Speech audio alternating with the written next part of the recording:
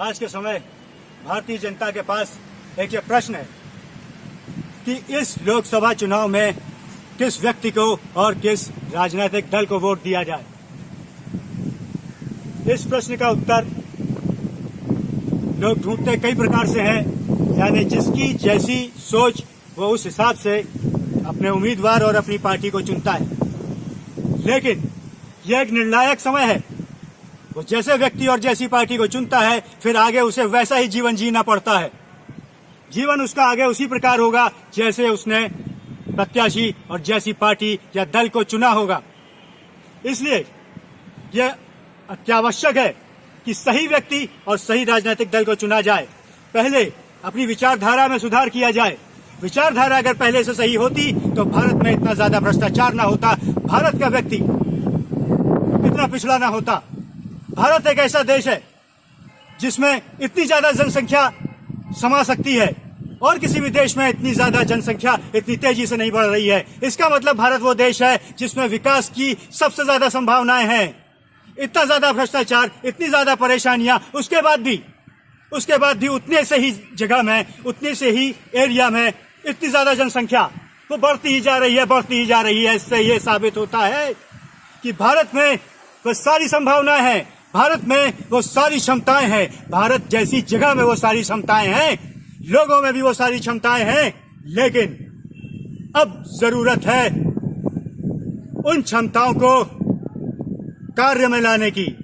वो क्षमताएं सिर्फ एक वजह से रुक रही हैं कि वातावरण वैसा नहीं है। यह वातावरण लोगों द्वारा क्रिएट किया गया है या सरकारी मशीनरी द्वारा।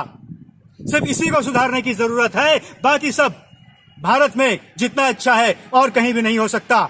जितना ज्यादा मनुष्य को भारत की धरती संभालती है, बढ़ाती है, उतना किसी देश की धरती नहीं संभालती, ना ही बढ़ाती है। इससे यह साबित होता है कि कमी जो है वह सिर्फ विचारधारा में है। अब जैसे ये प्रश्न उठता है कि हम अपना प्रत्याशी किस प्रकार चुने।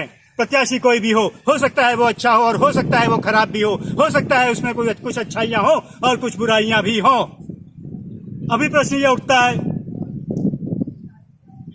कि अपराधी छवि के व्यक्ति हैं, जिनके मॉरल्स खराब हैं, ऐसे व्यक्ति हैं, भ्रष्टाचारी नियत वाले व्यक्ति हैं। हो सकता है उनकी नियत बहुत ज्यादा भी खराब हो, लेकिन कहीं पे जहां पे अच्छी है हम उसे वो भी पहचानना चाहिए। हो सकता है हम उन्हें नकार भी दें, लेकिन किसी भी व्यक्ति में जो अच्छाइयां हैं और जो बुराइयां हैं, हमें दोनों का अवलोकन करना होगा और जिसमें ज्यादा अच्छाइयां हैं सिर्फ उसको चुनना होगा। चुना कैसे जाए? हम कभी किसी की बुराई करते हैं। हमने जैसे कांग्रेसी नेता राहुल गांधी को पप्पू बोला। पप्पू किसने बोला? हमने बोला, हम सभी ने बोला। लेकिन कब? यह हमारी विचारधारा में कैसे आया? यह भाजपा ने प्लांट किया। जैसे इंटेलिजेंस एजेंसीज अपने एजेंट प्लांट करती हैं, अपनी विचारधाराएं प्लांट करती हैं, भाजपा को और कुछ तो आता नहीं था। उसने सबसे पुरानी जो शुरुआत में किसी इंटेलिजेंस एजेंसीज ने की थी वैसी नीति अभी अपनाई। और इतने ज्यादा महाज्ञानी व्यक्ति जो हार्वर्ड में पढ़ा हुआ है उसका नाम पप्पू दे दिया। बार बार पप्पू 100 बार झूठ बोला, एक ही तरह का झूठ 100 बार बोला कि वो सच हो जाए, और जनता को बिल्कुल लल्लू समझा कि जनता को जो सिखा देंगे, बार बार बोलेंगे तो जनता वैसे ही मान लेगी। हार्वर्ड की डिग्री को मूर्ख समझ लेंगे। हार्वर्ड की डिग्री की कोई वैल्यू नहीं है, व्यक्ति की कोई वैल्यू नहीं है। अच्छे घर में रहा, अच्छी तरह पला बढ़ा, वो क्या ऐसे ही पप्पू हो गया?